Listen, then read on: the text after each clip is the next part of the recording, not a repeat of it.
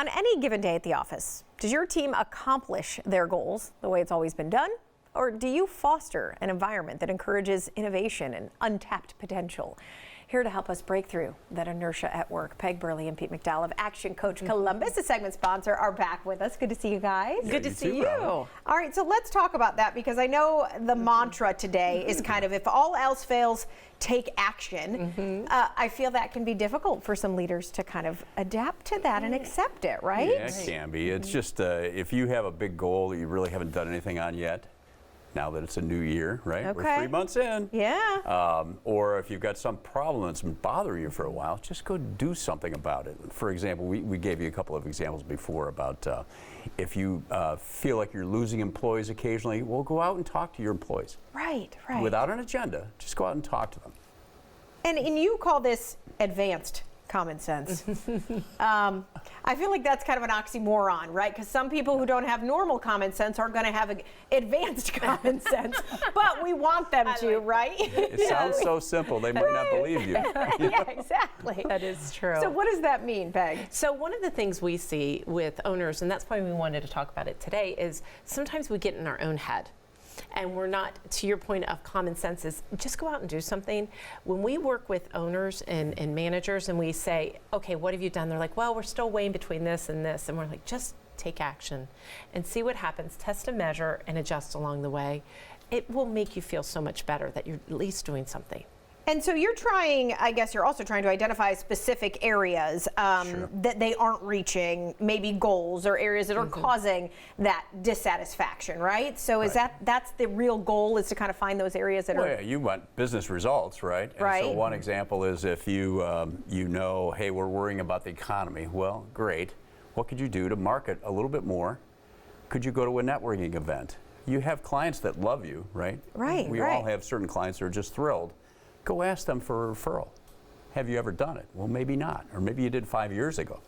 Just go talk to them. And then you'll say, like, those are some of the points. Make 2 phone calls to past clients. Yeah. Don't set a goal of making 30. I was going to say, it's not a giant ask that you're saying. These are small attainable goals. Right. It's kind of like in anything when you're trying to, like, you know, lose weight at the start of the year or get organized or do these things. It's always advised not to jump in head first, right? But to slowly get there. Yeah, if you do a little bit at a time, you're more likely to build a habit. Like Peggy, you did this years ago, is when you have a client phone call and it's nice outside, put your earbuds on and go for a walk while you're talking to the client, and you'll get a little exercise. And is that part It's so of kind of that new habit too? Are you trying to start this and not just end it in April?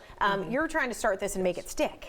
Right, and what we like to do is link a habit with another habit to make it happen. So here's an example.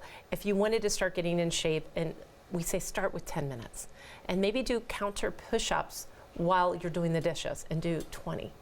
And every time you do the dishes, you do those counter push-ups. That makes that a habit, because let's say every morning you're doing the dishes, you're doing a counter push-up. I'm using that example because I did that. Yeah. Yes. So you want to take small steps of action, link it into a current habit to create a habit that you can grow. Okay. I like that, because then you're going 30 counter push-ups. Then you're going 30, right. You're doing what you can. Okay. Yeah. Let's talk a little bit now about shaking things up to retain employees, because I feel this is a common theme lately, right? Retention is a hard thing these days. So what is it that you're asking bosses to do? Well, one of our clients goes and asks people, is there anything I can do more to help you? Simple. And then be quiet. Just listen. That's the hard part. That's hard. Absolutely. I mean, and really, just even taking them out to lunch. It was interesting. We have one client that we had a new person going out, joining their team, and he took, the first week, he took an hour and a half with just that one person and sat and listened to him at lunch. The owner of the company. The owner of the company. And she came back to us and gave us feedback. I've never felt so listened to. Yeah, and so heard. important. Yeah. And so heard. Now, are employees ever skeptical of that too? Because I feel like that could happen as well. Like, why is the boss taking me out for an hour and a half? Is this going to be the end of my time? Well, right? it could It's be, hard. and that's why we like to encourage people to build habits, right? So if you're habitually, occasionally taking an employee out to lunch, people get used to it and they expect it. And they expect think it's normal. Right. And you're actually doing it because you actually like them. And if you're starting a new habit or you're doing something different, I'm glad you brought that up. I always tell people, hey, listen, I'm working with Peg and Pete. I've got some new ideas, so you're going to see me doing some things a little different because I'm trying, and I haven't done this before. Because you're right. When you start a new habit or something's going to be different, most people think negative first of what's up. And so it's up to you to communicate why.